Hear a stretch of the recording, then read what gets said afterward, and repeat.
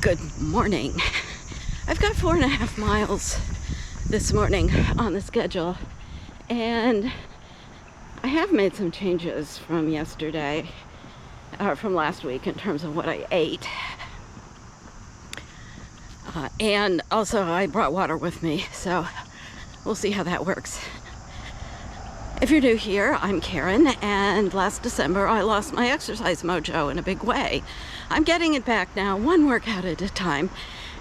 I'm training for a 10K on October 7th, and I'm inviting you to come along with me. What I want to talk about today is getting a good night's sleep, because I'm a chronic insomniac, and I have been since elementary school.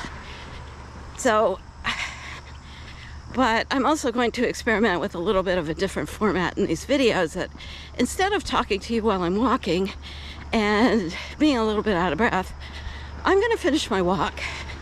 In the meantime, we'll go back to the studio and I'll talk about what I've done to manage my insomnia and do it fairly successfully. And then I'll check in with you at the end of my walk, and I'll let you know how things went and how the changes I made have helped or not. And I'll see you in a bit. Here I am back in my studio, and what I want to talk about is getting a good night's sleep, because it's really important. I talked yesterday my healthy habits about going to bed and getting up at a consistent time. But I want to kind of do a deeper dive into that. That was one of my healthy habits, because that was really hard for me. It was something that I didn't actually even start out really wanting to do it, or even getting a good night's sleep. I'll give you the backstory here. In 2022, the beginning of the year, I decided I was making 2022 my year of productivity. That was a year I wanted to get things done. And my way of going about that was I made a vision board, and I made a list of all the things I wanted to accomplish.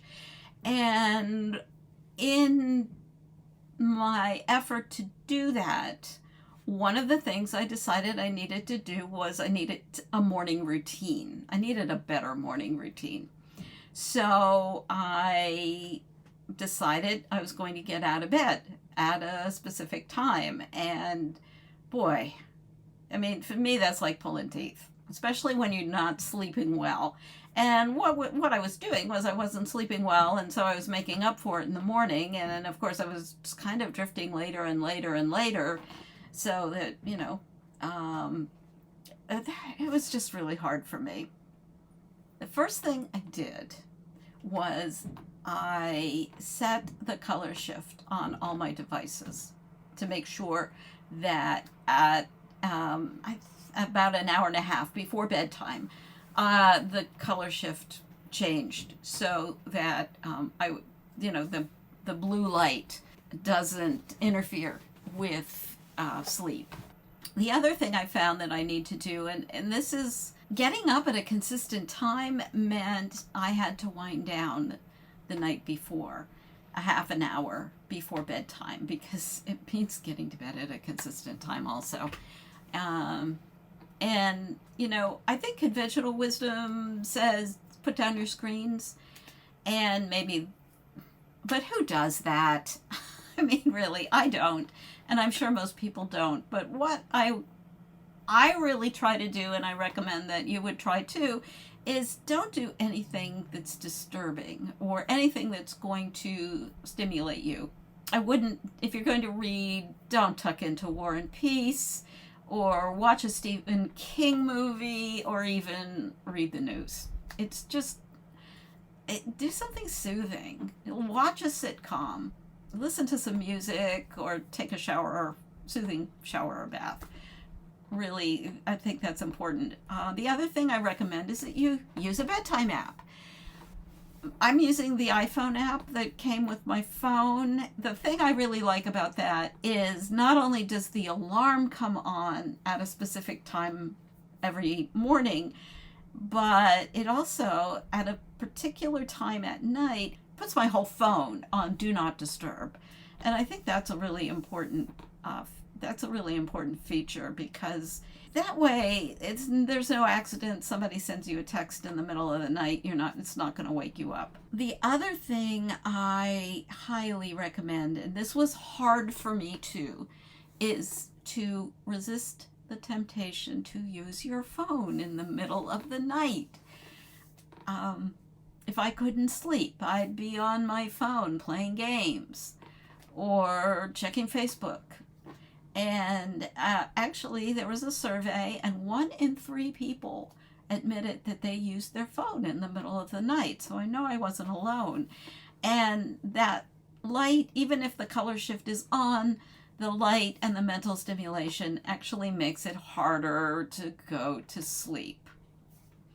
So, in order to resist the temptation to use your phone in bed, or to use my phone in bed, I had to put my phone across the room. Now, this served 2 purposes. And one is so I wouldn't use it in bed in the middle of the night if I couldn't sleep. And the other one is to get me out of bed in the morning, because even after I turned off the snooze alarm, I was still turning off the alarm and going back to sleep. So what I did was, not only does the alarm go off across the room, so I have to get out of bed to turn it off, I also made it a very annoying alarm sound. And it's not jarring, but it's so annoying that I just absolutely want to, even though I'm used to it, I've been listening to it every day for over a year and a half now, I still just want to get up and turn it off.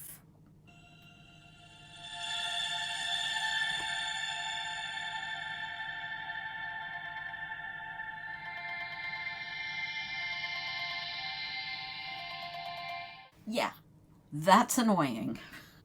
The other piece I want to talk about is conventional advice says you should get up if you can't sleep. My advice is stay in bed.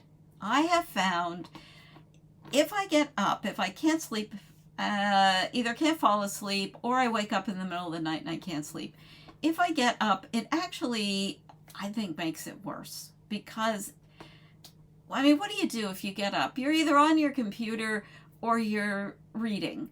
And the combination of mental stimulation and light just makes it harder to go to sleep.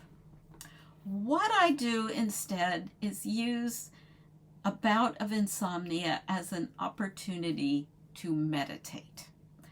And I will sit up in bed and just meditate until I just feel like I can't sit up anymore. And that usually helps. Every once in a while, I'll be at it for a long time. Like I'll be sitting there for 45 minutes and think, when is this going to go away? But for the most part, I'm asleep sooner, I think, than if I got up and surfed Facebook. The last piece of advice I have that's worked for me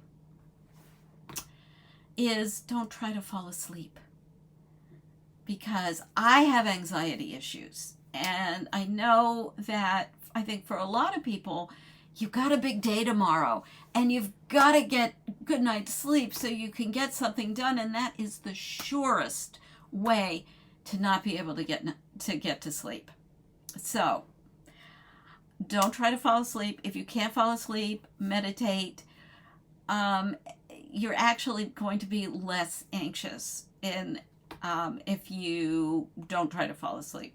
I guess the final thing I want to say, if you want to keep your weight down, a good night's sleep can go a long way in helping you to do that, because there's a pretty large body of research that shows The people who are sleep deprived tend to not only eat more, but choose sugary and fatty foods more often.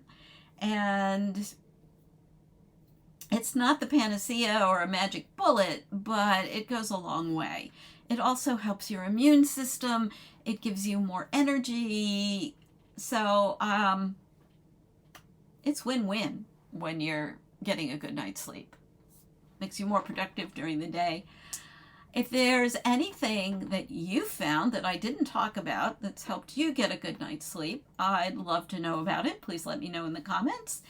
And as always, I'm always glad to hear from you. Subscribe to my channel and click on the bell and you'll get a notification every time I upload a new video, which until my 10K on the 7th of October will be nearly every day. And it's good to see you. So now let's check in from the road. Well, I said I was going to bring you along for the ride with the good, with the bad, and the ugly. And today was not so great. You know, last week I meant to do 4.5 miles and I ended up doing 5. I felt good. And today my knee started hurting almost immediately. And as I was walking along, I'm thinking I ought to ice my knee when I get home. And that was the warning sign that said, no, you need to cut this walk short and go home, because if you have to ice your knee, if you're feeling it now, don't go any further. So I never really let you know what was going on with my knee, and I have arthritis, but that's actually not the major problem. The bigger problem is the kneecap is tracking off, and very much off. And physical therapy does help, and it has been helping a lot, but for some reason today it was just hurting. So I need to continue with my exercises, that's for sure. So I wish I could tell you it was a great day, but it wasn't. But I'm just going to persist. Have a great day, and I'll let you know how I'm feeling tomorrow.